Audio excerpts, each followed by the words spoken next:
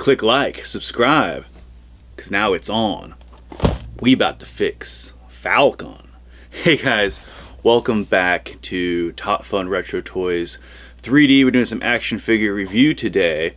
But be sure to swoop by the website www.topfunretrotoys3d.com for all kinds of really cool 1/12 scale action figure weapons and accessories compatible with the classified line, with Valiverse, all that stuff. We've got all kinds of cool designs going up all the time, so be sure to check it out. Got some really unique stuff. So I set out on a mission to sort of fix Falcon, right? I'm not going to beat up the face sculpt because that's just a known. But as it turns out, these figures went on Amazon for like around $13 not too long ago, so I swooped up a whole mess of them because I think that the figure has a lot of potential. So we'll briefly discuss the figure as it stands, and I'll talk about some of the things I did to modify this figure and I think really take it to a different level. Right, so we've got the packaging. The face in the packaging looks nothing like the sculpt, right? He comes with some pretty decent accessories, so we'll just get the guy out of the box. I'm not going to spend a lot of time. I actually opened this beforehand, so I wouldn't have to. Right, so we've got Falcon, and as he stands by himself, minus the head sculpt, it's actually a pretty good sort of, I wouldn't say a blank canvas, but there's a lot to work with here, and I'll show you what I was able to do once I printed off a couple accessories, some grenades, and then swapped out heads. So let's see if he stands up without a stand. Probably not. At any rate, and get into the accessories. Fun. Right, so he's got his cool beret.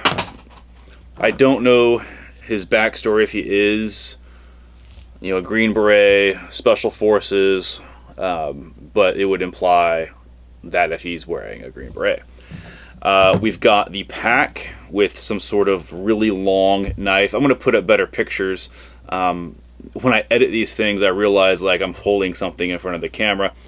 So I've actually taken pictures of these figures and what I've done, so you'll see a much better, much cleaner shot, right? And the backpack goes on pretty well. You know, it's got some canteens on it, some rope, a radio. I don't know why the warrant officer... No, he's not a warrant officer. Flint's the warrant officer. Never mind. I'll say, why is the warrant officer carrying the radio? And then this sort of like SPAS 12 thing. Not a huge fan because it's overbuilt. This thing comes off pretty easily. However, if you go to the website, we have 4 different versions of the SPAS you can check out, and those don't have things that break on them. But as it stands, the figure's not bad, right? A lot to work with here. There's plenty of space on his gear, on his belt, and I took advantage of all of that, and I can't wait to show you guys what I was able to come up with. Alright, so fixing Falcon. I've got, oh man, we've got 5 different Falcons. And I'll go through each one, why I like it, why I didn't like it, or what I like best about it. The first thing I had to address, and we'll see it's cold in here, that's why I'm wearing my 3.5 Get Some hoodie.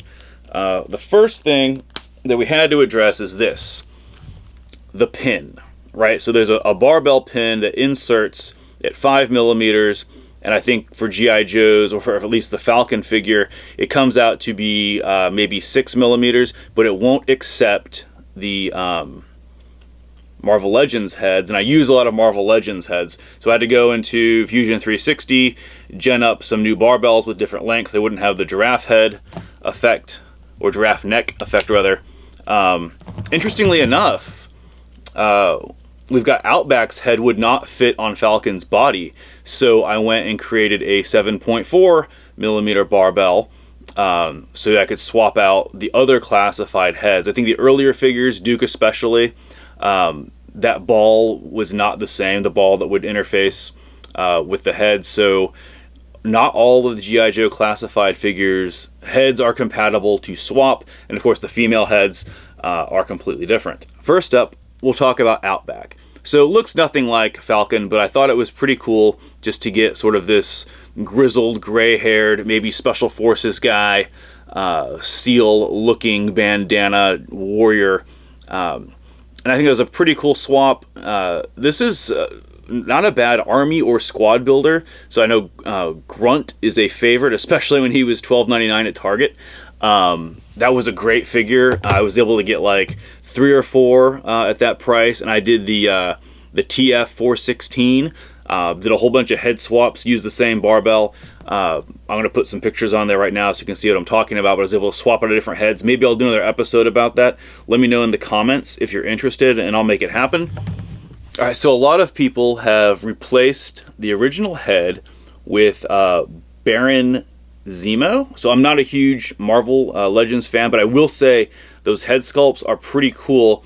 And this dude, I found him at Ollie's for like less than $10, and it was probably during Christmas, so they had like 33% off toys. So this is a pretty cool, very simple head. And the Baron Zemo figure is actually pretty neat. I have some plans to do like some other customizations with that. So the figure came with 2 different heads, and it was just convenient to put that one on. It doesn't look too bad. So we've got the Everett Ross head, and this was like $12 from Amazon. And the original figure comes with a suit, so you could, potentially use that in a different custom, maybe do something with the twins or whatever. But I thought it was a decent replacement head. It definitely gives some variety to the squad, in terms of hair color and all that kind of stuff. All right, so I'm split between these two guys, these two head sculpts. I think they're both fantastic. First one is Winter Soldier, and this was at Ollie's for, again, like $8.99 or less than $10, and I think the sculpt looks really great. The figure, the Winter Soldier figure, has some potential for customization. So this is one of my favorites. I think that the Winter Soldier head sculpt is a lot closer to the original Falcon, or at least the picture they have on the box. It doesn't look horrendous like the weird puppet. And I will say, like, my main man Falcon, he reminds me not of necessarily the World Police. My first thought was a Rankin Bass, one of those Christmas specials from like the 60s. I think you'll see these similarities there.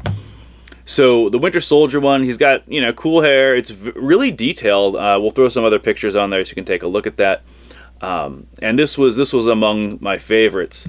And then this guy, Icarus, I think that's his name. And this is probably from one of the boringest action figure lines ever. It's like the Marvel Eternals. They don't have like any weapons or anything cool. They kind of just wear these weird, like, I don't know, robes or something, and maybe like shoot lightning out of their eyes. But this guy came with 2 heads. The not lightning shooting out of his eyes is the one we're looking at right now, and I thought it was pretty cool as well. And the other thing is that, again, this guy's at Ollie's for like $8.99, under $10. Not a lot to work with on the original figure, but this is a superb head sculpt. So between these two, between Winter Soldier and Icarus, I think these are really great ways to take that Falcon head sculpt and to make something really cool. So while I was at it, I went ahead and seriously modified the backpack, and I'll get a picture up, but you can kind of see right there what we did with it. And this was really simple. So I just 3D printed a couple grenades, glued those on there, painted them up a little bit. I did the same thing with his web gear. Added a couple M67s, a smoke grenade, a pineapple grenade, threw some canteens on the back, and now you have a really cool looking custom, and there really was not a lot involved in this, right? The only painting I did was the pins on the grenade and some of the stuff on the smoke, and I dyed the 3D print. I did not paint that. If I can work with RIT dye and dye it vice paint it, I'll do that, because it's so much easier to work with. You just throw it into a jar with the dye and wait a couple hours, and boom, you've got your 3D print with a different color, and it avoids just messy and globs, and it looks a lot cleaner. So altogether, this figure was really fun, really amazing. I'm going to do a couple more like this. Maybe I'll even add some magazine pouches to a different one. A lot of people are probably wondering, and I just realized this, can he wear the beret? Yeah, kind of. It sits a bit high. It does sit a bit high. I guess that's not too bad. Let's see about Winter Soldier. Where's Winter Soldier at? Here we go. He's got great hair. I mean, that's what a handsome lad. Let's throw on the beret here. And I imagine that if you were to warm these berets up in some hot water, that they would... Oh, that pops right off. It'd be a little more malleable. What about the old Baron here? Is Baron going to wear the... I'm not a soldier, so I'm probably putting it on like sideways or something. But yeah, he wears it pretty well. So I guess it depends. If you want a Falcon that's going to wear the beret, the Baron head might be the way to go. I really think that bang for your buck, I mean, the Icarus one's really nice looking. I think that's a good one. And then Winter Soldier. I really like the Winter Soldier one. Dude's got total, whether the kids say Chad hair, I guess that means it's good. That one kind of popped off. How about our dude from Black Panther over here? He doesn't want to seem to wear it. It looks okay. It looks a little off. You might be able to get the beret a little more malleable if you throw it in some hot water.